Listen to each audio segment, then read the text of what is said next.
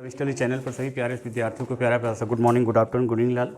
ध्यान रखिए लाल, माइंड को कॉन्सेंट्रेट करके पेपर कलम लेके बैठ जाइए। जितने भी हमारे नए स्टूडेंट्स हैं जो चैनल से पहली बार जुड़े हैं, चैनल को सब्सक्राइब, लाइक एंड शेयर करना मत भूलिएगा। और सभी प्यारे विद्यार्थियों से विनम्र निवेदन है, और हमारे जितने भी मित्रगण हैं या जिनका भी से कंपटीशन से या जिनका भी साइंस से रिलेशन से चैनल से जुड़ सकते हैं, कंटिन्यूअस से क्लासेस लेते रहिए। और यदि किसी भी प्रकार के आपके अंदर किसी भी प्रकार के वीकनेस है सब्जेक्ट्स केमिस्ट्री सब्जेक्ट को लेके, तो आप लोग बेशक बेधड़क होकर आप कंफर्मेशन कर सकते हैं। चलिए यहीं पर हम लोग स्टार्ट करते हैं। एक चीज़ ध्यान दीजिएगा लाल आप लोग, तो चलिए हम लोग स्टार्ट करते हैं। हम लोग यहाँ पर नाइट्रोजन के कंपाउंड्स का जिक्र किया गया था। सारे कंपाउंड्स आप लोग कंटिन्यूस पढ़ चुके होंगे, इसमें कोई बटिफ नहीं है। अब एक लिए कंफर्मेशन कीजिए कुछ, जैसे कि नाइट्रिक एसिड की बात की गई थी, डाई नाइट्रोजन की बात की गई थी, नाइट्रस ऑक्साइड की बात की गई थी। नाइट्रस ऑक्साइड की आप लोगों ने मेथड ऑफ रिएक्शंस पढ़ लिए थे मेरी समझ से, सभी लोगों को समझ में आ गया होगा। और जो लोग चैनल से पहली बार जुड़े हैं वो जाके पिछला लेक्चर देख लीजिएगा लाल, उसमें सारी चीज़ मेथड ऑफ रिएक्शंस बताई गई। लेकिन फिर भी यहाँ पर एक बार मैं रिवीजन करवा दूंगा जल्दी से स्पीड में। तो यहाँ पर हम लोग का कंपाउंड्स क्या चल रहा था लाल, क्या चल रहा था बेटा? नाइट्रिक एसिड की नाइट्रस एसिड, नाइट्रस एसिड क्या बोलेंगे आप? कंफ्यूजन नहीं रखेंगे अपने में, एक बार कंफर्मेशन कर लेते लाल। देखिए लाल बेटा, ये NO क्या होता है बेटा? नाइट्रिक ऑक्साइड क्या बोलेंगे लाल बेटा? ये जो N2O होता है ये क्या है बेटा? ये कौन, इसका नाम क्या है? Nitrous acid. क्या बोलेंगे? नाइट्रस एसिड बोले तो लाफिंग गैस, क्या बोलेंगे? लाफिंग गैस बोले तो हंसाने वाली गैस, है ना। चलिए अच्छा, अगला पॉइंट, ये जो आपका HNO3 होता है इसका नाम क्या है लाल? Nitric acid. HNO2 ये क्या होता है लाल? कंफर्म हो गया ना। N2O5 क्या होता है लाल? क्या होता है बेटा? N2O4 क्या होता है लाल? ये N3 करके इसको तोड़ सकते हैं। N2O5 क्या है लाल? Nitrogen penta oxide, nitrogen tetra oxide. Clear हो गया लाल ना। ये क्या है लाल? इसका नाम क्या बेटा? कंफर्मेशन हो गया ना। ये इसका नाम क्या है लाल? डाई नाइट्रोजन, है ना। ये सारी चीज हम लोग पढ़ क्या रहे हैं लाल? इसमें से कौन सा कंपाउंड पढ़ रहे हैं लाल हम लोग? N2O बोले तो नाइट्रस एसिड, बोले तो लाफिंग गैस। लाफिंग गैस की हिंदी क्या होती है? कंफर्म हो गया ना। किस सन में बताया गया था? किस सन में बताया गया था? कंफर्मेशन कीजिए। 1772 में कि 1600? बताइए आप लोग। प्रिस्टले और थोड़ा फिर नोटिस कीजिए, फिर ध्यान दीजिएगा। मैं फिर कहूँगा यहाँ पर ऑप्शनल दे रहा हूँ, 1772 में कि 1600। तो अब आप लोग डिसाइड करेंगे। 1772 के आसपास की कहानी थी बेटा ये, ठीक है। वो जो आप बता रहे हैं बेटा वो 1648 और वो 1776 वाली बात थी, है ना। वो अगला कंपाउंड था बेटा। ये आपका नाइट्रस ऑक्साइड में 1772 के आसपास की बात थी, जिसमें प्रिस्टले एंड डेवी ने बताया था। डेवी ने इसमें प्रॉपर्टीज के बारे में बताया था। क्लियर। चलिए अच्छा, ध्यान देते हैं। अब ये जो N2O होता है, N2O की मेथड ऑफ रिएक्शंस क्या होती है, जल्दी से हम लोग रिवीजन कर लेते हैं, फिर हम लोग चलते हैं इसके डायग्राम की तरफ। हम लोग इसके डायग्राम पढ़ेंगे, डायग्राम कैसे क्या बनता है जल्दी बताइए बेटा। जो ये नाइट्रस ऑक्साइड होता है बेटा, ये जो लाफिंग गैस है, लाफिंग गैस को कैसे बनाते हैं हम लोग? लाफिंग गैस कैसे बनाएंगे यहाँ पर पिछले लेक्चर में हम लोग पढ़ भी चुके हैं। एक बार जल्दी से रिवीजन कर लेते हैं, फिर हम लोग चलते हैं इसके डायग्राम की तरफ, फिर चलते हैं इसके कुछ केमिकल या फिजिकल प्रॉपर्टीज की तरफ। ये ठंडे जल में इसको क्यों नहीं एब्जॉर्ब करते हैं, ये अभी अब इस क्वेश्चन का आंसर हम लोग लेंगे। तो जल्दी से बताइए, ये जो लाफिंग गैस होती है इसकी बनाने की मेथड ऑफ रिएक्शंस क्या होगी लाल? बोलिए। हम सॉल्ट के साथ इसकी नाइट्रेट के साथ रिएक्शन करवाएंगे, ऐसा कुछ था बेटा। सोडियम नाइट्रेट, याद आया बेटा?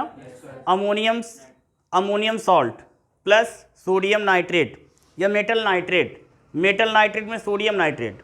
तो सोडियम नाइट्रेट से दोनों के साथ ये रिएक्ट करता है। तो ये रिएक्शन 2 टाइप्स की होती है, एक अमोनियम क्लोराइड के साथ, दूसरी अमोनियम सल्फेट के साथ। अमोनियम क्लोराइड की बात करें या अमोनियम सल्फेट की बात करेंगे लाल, ये दोनों कंपाउंड्स क्या है? ये सॉल्ट ही हैं। आपको पहले ही बताया गया था।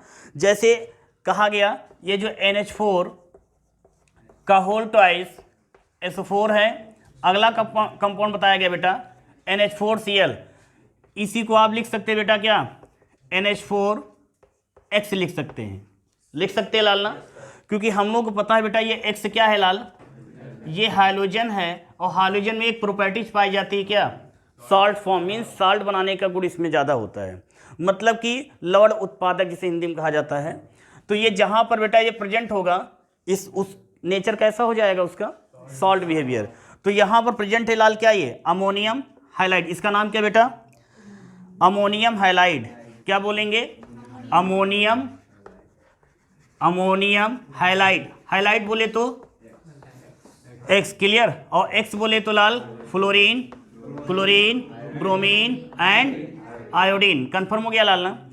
अब इनमें से कहा गया कि ये सॉल्ट, तो एक फार्मूला हम लोग यहाँ पर बेटा बना सकते हैं। फार्मूला क्या बनेगा बोलिए, लिखेंगे हम लोग अमोनियम सॉल्ट, क्या बनेगा फार्मूला लाल, ammonium salt plus metal nitrate, metal nitrate, metal nitrate.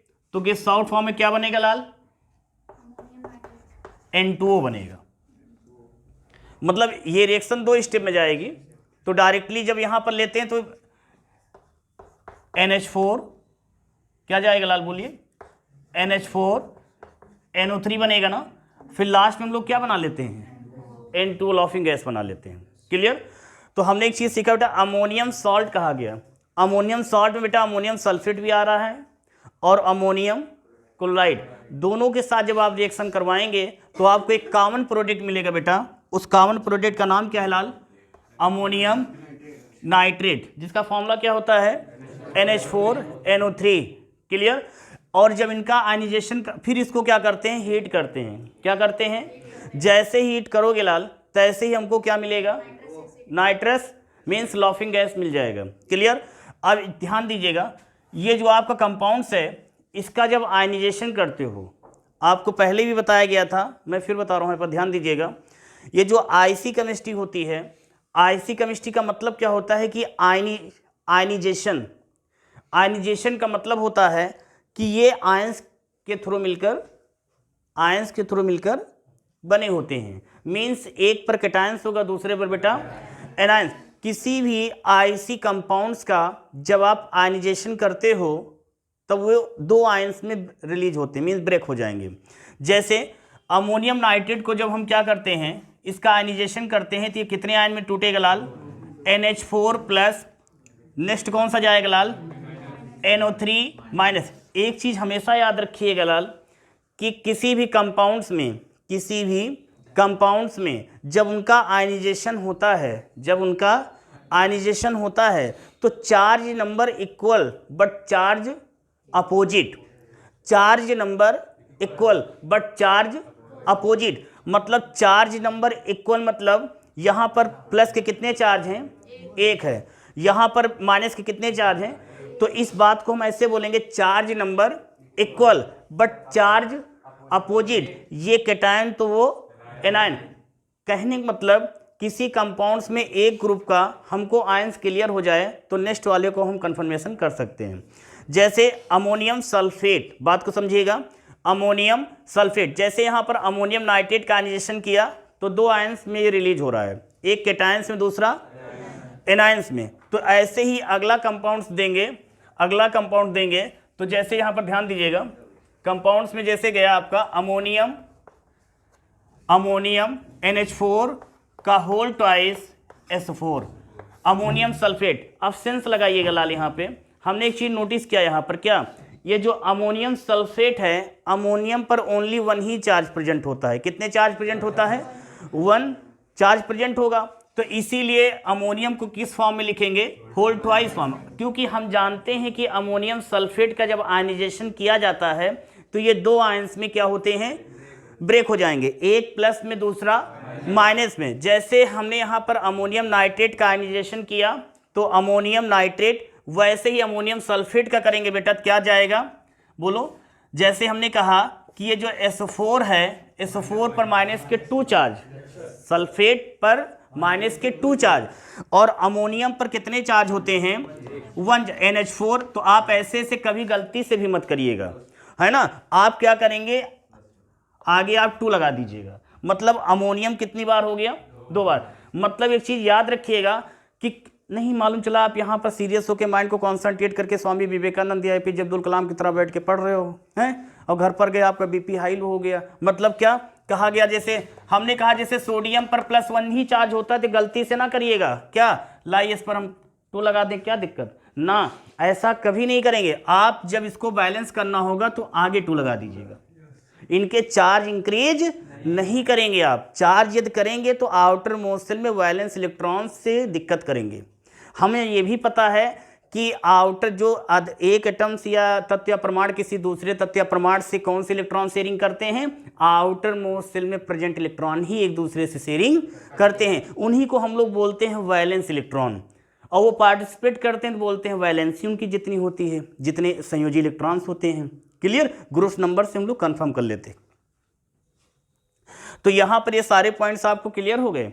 हमने अभी देखा था, कल के लेक्चर में देखा, अमोनियम नाइट्रेट और अमोनियम सल्फेट को हीट किया तो एक कॉमन प्रोडक्ट बना था, जिसको हमने क्या कहा था लाल, अमोनियम नाइट्रेट। फॉर्मूला क्या बना बेटा, ammonium salt plus metal nitrate gives out form में अमोनियम नाइट्रेट। अमोनियम नाइट्रेट को हीट करेंगे क्या बनेगा, लाफिंग गैस। चलिए ये पॉइंट्स क्लियर हो गया ना, रिएक्शन बताने की जरूरत तो है नहीं। कल के लेक्चर को देख लीजिएगा, जो भी ऑनलाइन भैया जुड़े होंगे, जो चैनल से पहली बार जुड़े हैं, चैनल को सब्सक्राइब, लाइक एंड शेयर करना नहीं भूलेंगे। और लेक्चर कल का देख लीजिएगा आप लोग, इस चीज़ ध्यान दीजिएगा यहाँ पर। चलिए, तो यहाँ पर हम लोगों ने कन्फर्मेशन कर लिया था बेटा, हम यहाँ पर सारे पॉइंट्स क्लियर हो गए होंगे, है ना बेटा।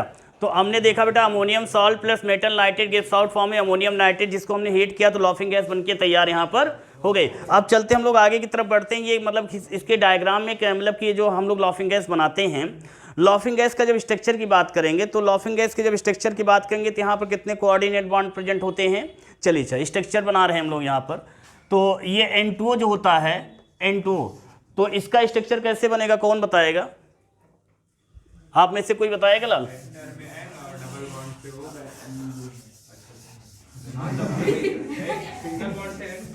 हाँ चलिए, भी कंफर्मेशन कर ले रहे हैं लाल।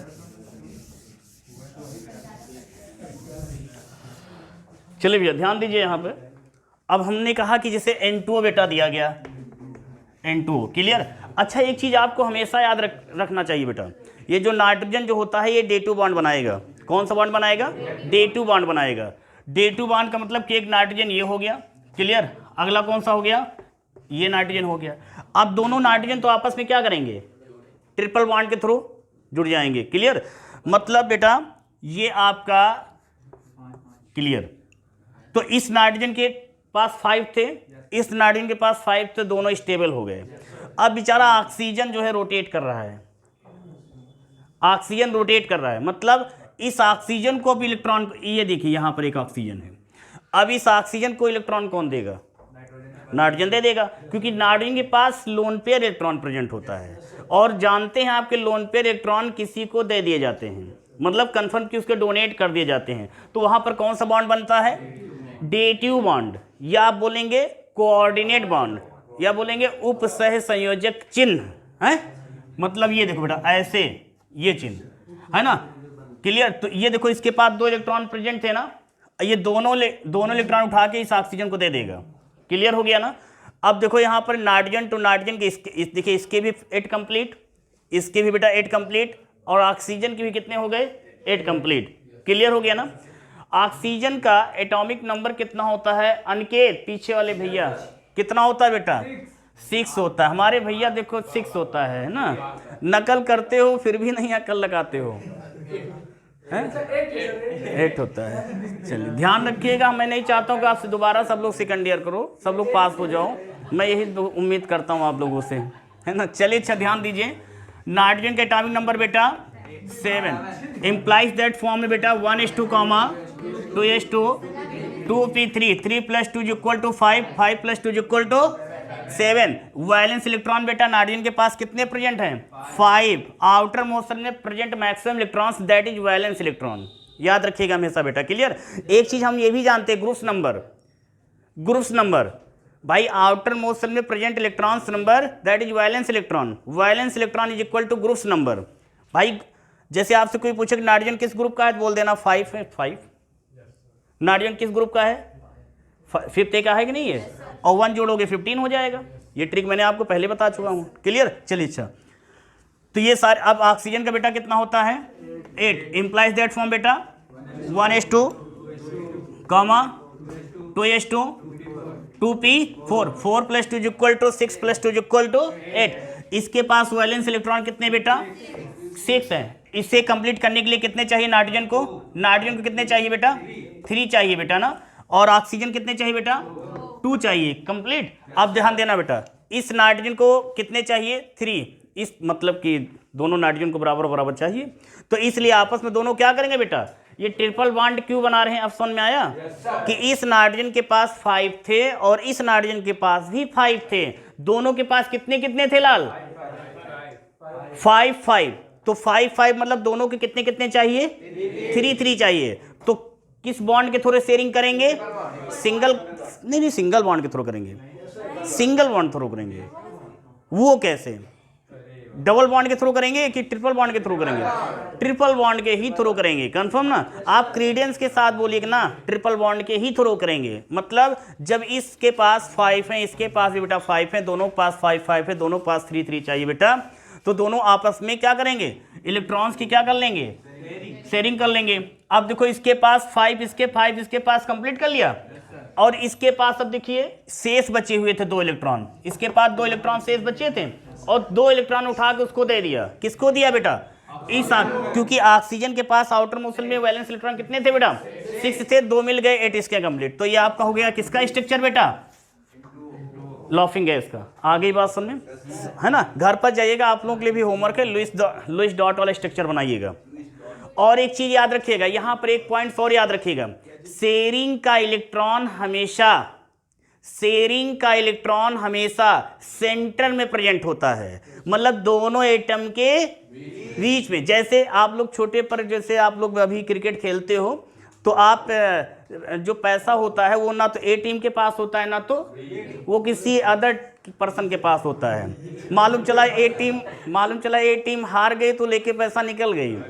तो इसलिए बात को समझिएगा, मैं कहना शेयरिंग का मतलब कि इलेक्ट्रॉन ना तो ए की तरफ होगा, ना कहां पर प्रेजेंट होगा लाल, सेंटर में प्रेजेंट होगा। जैसे कि एग्जांपल्स दे रहा हूं बेटा, ध्यान दीजिएगा।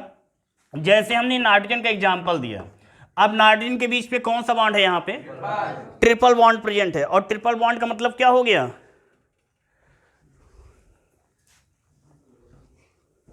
ट्रिपल बॉन्ड का मतलब क्या हो गया लाल, कि ये आपस में 3 इलेक्ट्रॉन की शेयरिंग कर रहे हैं। ये चीज आपने छोटे पर पढ़ा था, सिंगल बॉन्ड में मैक्सिमम इलेक्ट्रॉन्स नंबर, और डबल बॉन्ड में मैक्सिमम इलेक्ट्रॉन्स नंबर, और ट्रिपल बॉन्ड में मैक्सिमम इलेक्ट्रॉन्स नंबर 6। तो 6 का मतलब 3 इसके और 3 उसके, है ना। ये देखो बेटा, क्लियर। अब इसको, ये बॉन्डिंग फॉर्मूला है, कौन सा फॉर्मूला है, ये बंधन सूत्र है, कौन सा लाले, तो यहां पर लिखेंगे बॉन्डिंग फॉर्मूला, ये बंधन सूत्र हो गया। अब इसी का हम कौन सा बनाएंगे, लुईस डॉट स्ट्रक्चर। कौन सा, लुईस डॉट स्ट्रक्चर। अभी जैसे लुईस डॉट स्ट्रक्चर क्या होता है, ध्यान दीजिएगा बेटा। अभी जैसे मैं जिक्र करूं बेटा, नाइट्रोजन ये है बेटा, क्लियर। अभी कह दूं कि ये क्रॉस क्रॉस क्रॉस, और ये डॉट डॉट डॉट, नहीं ऐसे नहीं, क्रॉस क्रॉस क्रॉस। अभी मैं यहां पर खड़े होकर मैं आपसे बोल रहा हूं भैया क्रॉस वाला इलेक्ट्रॉन इस नाइट्रोजन का है, क्रॉस वाला इलेक्ट्रॉन इस, तो आप कहेंगे सर जी दोनों तो क्रॉस है, आप ही तो बोलेंगे ना कि दोनों तो क्रॉस है। तो इसलिए लुईस के माइंड में क्वेश्चन आया क्या, कि इलेक्ट्रॉन्स को अदर तरीके से शो किया जाए। नई बात समझ में आई। तो एक चलिए हम बताते हैं ना कि कुछ लोगों का माइंड जो होता है इसकी क्वालिटी पे होता है, चाक की क्वालिटी पे होता है, वैसे चाक ब्रांडेड क्वालिटी की है। चलिए अच्छा, तो ये चीज़ समझ में आ गई सभी लोगों को। तो अब देखो इसके, इसलिए किन्हीं में, अब जैसे मैंने यहाँ पर इसके इलेक्ट्रॉन को किससे शो कर दिया लाल, डॉट से। अब मैं वहाँ से भी दूर से, भैया बताओ ये क्रॉस वाला, ये डॉट वाला इलेक्ट्रॉन किसका, यहाँ कितने प्रकार के इलेक्ट्रॉन दिख रहे हैं लाल, 2। आप देखो कंफर्म हो गया। अब आप वहां से भी बोल सकते हैं कि ये जो डॉट वाला इलेक्ट्रॉन है ये इस वाले नाइट्रोजन का है, जो क्रॉस वाला है इस वाले का है। आ गई बात सुनने। और लेकिन ये क्या शेयरिंग हो रही है, शेयरिंग हो रही है। शेयरिंग का इलेक्ट्रॉन कहां प्रेजेंट होगा, सेंटर में प्रेजेंट होगा। नई बात समझ में आई, चलो ठीक, अच्छी बात है। तो ये सारे पॉइंट समझ में आ गए। चलिए आगे की तरफ बढ़ते बेटा, यहाँ बैठ जाओ लाल जाके।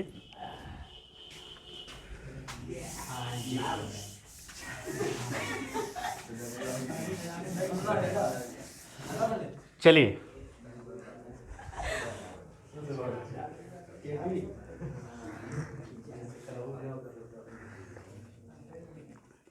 आराम से लाल, आराम से। अब देखो लाल, अब समझो बेटा इस चीज़ को यहाँ पर। अब हम बात करते हैं, ये जो हम लोग N2O बनाए थे बेटा, कौन सी गैस है ये? Laughing gas. ये गैस जो बनाए हैं इसमें कई प्रकार की अशुद्धियाँ होती हैं, कई प्रकार के इसमें अनप्योर सब्सटेंस प्रेजेंट होते हैं। उनको हम कैसे दूर करेंगे? आप लोग अशुद्धियों का मतलब तो समझते हो, इतना तो समझदार है ही हो, नहीं सेकंड ईयर तक ना पहुँचते आप लोग। मैं गलत तो नहीं कह रहा हूँ? चलिए अच्छा ध्यान देते हैं। ये जो लॉफिंग गैस है बेटा, लॉफिंग गैस में कई प्रकार की अशुद्धियाँ होती हैं, लेकिन कई प्रकार की अशुद्धियों में ऐसा थोड़ी कि ना जाने कितनी प्रकार की अशुद्धियाँ लिमिटेशंस में होती हैं 3, है ना। सबसे पहली आपकी हो जाएगी बेटा क्लोरीन हो जाएगी, फिर कौन सी हो जाएगी लाल? Nitric oxide. क्लियर? अभी देखो मैंने Cl लिखा था, जस्ट हमने क्या लिखा? Cl2 atomicity form. क्लियर? ये फ्री रेडिकल्स फॉर्म में नहीं है, सिर्फ Cl2 फॉर्म में लिखेंगे, X2 फॉर्म में, कहीं X नहीं है, आप X2 देखती हैं। और तीसरी जो बेटा इसमें होती है अमोनिया। अब ध्यान से सुनना, यहीं पर माइंड को कॉन्सेंट्रेट करने की जरूरत है, फिर उसके बाद हंसना बोलना बदलाना मना नहीं करता हूँ, नहीं तो फिर मुझे भी लास्ट में डाउट होता है कि कॉमन चले जाते हो जो, इसलिए हंसते रहो, लेकिन जब कह दिया जाए सीरियस रहो तब बिल्कुल सीरियस हो जाए ब्रो, है ना। मैं गलत तो नहीं कह रहा हूँ, क्योंकि बिना कहे आप लोग हंसने लगते हो। चलिए अच्छा, और टॉपिक भी ऐसा चल रहा लॉफिंग गैस।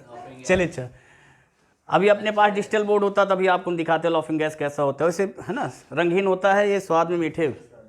हाँ चलिए अच्छा, ध्यान दीजिएगा। तो ये जो बेटा लॉफिंग गैस है, इसमें जब हम लोग बेटा ये इसको बना के तैयार करते हैं तो इसमें क्लोरीन है और नाइट्रिक है, अमोनिया। क्लोरीन, नाइट्रिक और अमोनिया, ये तीनों प्रकार की अशुद्धियाँ इसमें प्रेजेंट होती हैं। क्लियर? अब इसमें तीनों प्रकार की जो ये अशुद्धियाँ बेटा प्रेजेंट हैं, इनको दूर करने के लिए करते क्या हैं? कोई ना कोई तो तरीका होगा ही। जैसे आप लोग देखो केमिस्ट्री वीक है, स्वाभाविक सी बात है ना। आप धीरे धीरे जब स्ट्रगल करोगे तो आपका सब्जेक्ट थोड़ा स्ट्रांग हो जाएगा। तो आप क्या करते हो? प्रयास करते हो आप, है ना, ऐसा ही कि नहीं है? तो ऐसे ही क्या करते हैं, जब इसमें अनप्योर सब्सटेंस प्रेजेंट है तो क्या करोगे? इन अशुद्धियों को दूर करने का प्रयास करेंगे, लेकिन किसी के थ्रू ही करोगे। अब जैसे ऐसा तो नहीं कि फिजिक्स आपका वीक है तो केमिस्ट्री वाले टीचर से पढ़ लोगे, हैं? हिंदी आपकी वीक है तो इंग्लिश वाले सर से पढ़ लोगे। मैं गलत तो नहीं कह रहा हूँ ना? बायोलॉजी मीन्स जूलॉजी या बॉटनी आपकी वीक है तो ऐसा थोड़ी कोई फिजिक्स वाले सर जी आप मुझे ना, कॉम्बिनेशन। आपके अंदर जिस सब्जेक्ट से रिलेटेड वीकनेस है, आप उसी सब्जेक्ट टीचर को क्या करते हो? उनके कांटेक्ट में जाते हो। मैं गलत तो नहीं बोल रहा हूँ? ऐसे ही क्या करते बेटा, जब क्लोरीन और नाइट्रिक, अमोनिया, ये जब इन तीनों चीज़ की अशुद्धियाँ इसमें जो प्रेजेंट हैं, इनको दूर करने के लिए भी अलग अलग चीज़ों की ज़रूरत पड़ती है। सबसे पहले चीज़ आप यहाँ पर ध्यान देंगे कि OH का यूज करते हैं बेटा। क्लियर? किसका यूज करेंगे? KOH का। और जो दूसरा है बेटा, इसमें FeSO4 का यूज करेंगे। इसका बेटा सांद्र H2SO4 का यूज करेंगे। हमारे माइंड में एक इमेज बन गया बेटा, ध्यान देना सब लोग। हमने अब बिल्कुल सीरियस होकर समझिएगा, ये जो लॉफिंग गैस हमने बना के तैयार किया था, इसमें बेटा 3 प्रकार की अशुद्धियाँ पाई गई। ठीक, हमारे डेबियो ग्रेजुएट उन्होंने इसके गुणों के बारे में उल्लेख किया था। और बाकी हमारे जो साइंटिस्ट आए थे प्रिस्टले, जिनको बोलते हैं जोसेफ प्रिस्टले। चलिए इसे ध्यान देते हैं। तो लॉफिंग गैस जो हम लोगों ने बना, बिल्कुल सीरियस होकर सुनना लाल, जब ये लॉफिंग गैस हम लोगों ने बना के तैयार किया गया था तो बेटा इसमें 3 प्रकार की अशुद्धियाँ पाई गई। पहली बेटा क्लोरीन थी, दूसरी नाइट्रिक थी और तीसरी बेटा अमोनिया। और ये तीनों प्रकार की जो अशुद्धियाँ थी, इनको दूर करने के लिए हम लोग किसका यूज किए? पोटेशियम हाइड्रोक्साइड, फिर FeSO4 मीन्स फेरस, फिर H2SO4 का यूज किया। मतलब लॉफिंग गैस में जो Cl2 की अशुद्धि है, इसको दूर करने के लिए KOH का यूज करेंगे। और N2O में जो इसकी अशुद्धि है NO की, तो इसको दूर करने के लिए FeSO4 का यूज करेंगे। इसमें जो अशुद्धि है बेटा, मीन्स ये इसमें जो अशुद्धि प्रेजेंट है कौन सी? NH3 की, इसको दूर करने के लिए सांद्र H2SO4 का यूज करेंगे। आगे बात समझ, ध्यान दीजिएगा फिर से।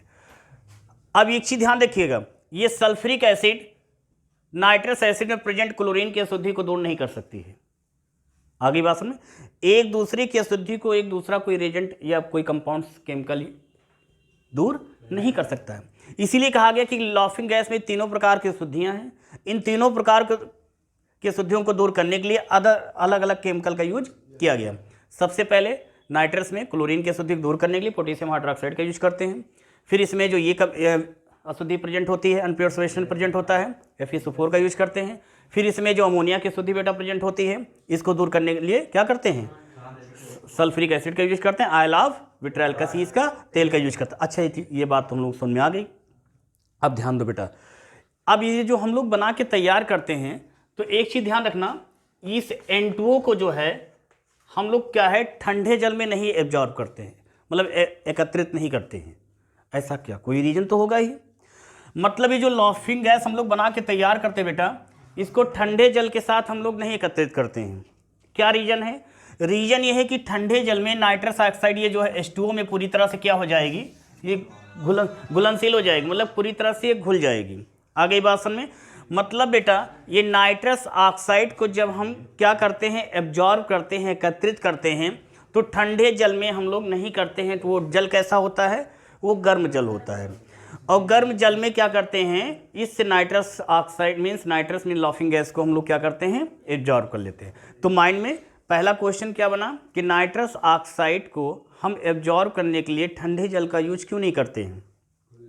क्योंकि ये जल में पूर्णतया विलय मीन्स घुलनशील हो जाता है, घुल जाता है। और किसका यूज करते हैं, गर्म जल का करते हैं। आ गई बात समझ बेटा? चलिए अच्छा, ये बातें समझ में आ गई आप लोगों को। अब आपके माइंड में एक इमेज बना होगा, इमेज दैट इज डायग्राम। कौन सा डायग्राम? लॉफ्टिंग गैस का डायग्राम, है ना। लॉफ्टिंग गैस का एक डायग्राम, क्या डायग्राम? आपके माइंड में एक इमेज बनना चाहिए कि इस यहाँ पर कितने चैम्बर बनेंगे, 5 चैम्बर। 5 चैम्बर बनेंगे बेटा। 3 चैम्बर तो ही हो गए, पहले चैम्बर में रिएक्शन करेगा, दूसरे तीसरे चौथे चैम्बर में इन अशुद्धियों को दूर किया जाएगा, 5वें चैम्बर में एब्जॉर्ब कर लेंगे। तो कितने चैम्बर हो जाएंगे लाल? 5। मेरी बात समझ में आ गई? आप रफली ऐसे डायग्राम को समझिएगा बेटा। एक डायग्राम ये हो गया, मतलब चैम्बर ये, दूसरा चैम्बर ये, तीसरा चैम्बर ये। आ गई बात समझ में? यहां पर क्या करेंगे, फ्लास्क ले लेंगे, फ्लास्क में रखे। फ्लास्क में किस चीज को लेते हैं, अमोनियम सल्फेट और सोडियम नाइट्रेट, इन्हीं दोनों चीज को लेते हैं। जब इनको क्या करोगे, यहां पर गर्म करोगे, तो इसमें से एक डिलीवरी ट्यूब लगी होती है। डिलीवरी ट्यूब मतलब निकास नली, हिंदी में बोलेंगे निकास नली होती है। और निकास नली कैसी होती है, ये देखो ऐसी होती है। क्लियर? इसी को बोलेंगे क्या है, डिलीवरी ट्यूब या निकास पास ट्यूब। चलो ध्यान दें। अब क्या करते हैं, इस फ्लास्क में क्या, रफली से समझ लो जल्दी से, इस फ्लास्क में क्या करते हैं, calcium ammonium sulphate sodium nitrate लेते हैं। जैसे ही आपस में हीट करेंगे, मतलब गर्म होगा, तो ऐसे क्या जाएगा लाल, इस निकास नली से इस वाले चैम्बर में जाएगा। क्या जाएगा बेटा, N2O। अब इसमें जो अशुद्धि होगी कौन सी, क्लोरीन की, ये पोटेशियम हाइड्रोक्साइड दूर कर देगा। फिर अगले वाले चैम्बर में जाएगा, फिर अगले वाले चैम्बर में इसमें जो कौन सी अशुद्धि प्रेजेंट है, नाइट्रिक के, कौन दूर कर देगा, FeSO4 दूर कर देगा। इसमें सब में ये सारे केमिकल रखे हुए हैं, और जैसे इनके कांटेक्ट में आएगी अशुद्धि, वो क्रमशः क्या होती जाएगी, दूर होती जाएगी। फिर क्या लास्ट में क्या बचेगा, ये अमोनिया तीसरे चैम्बर में।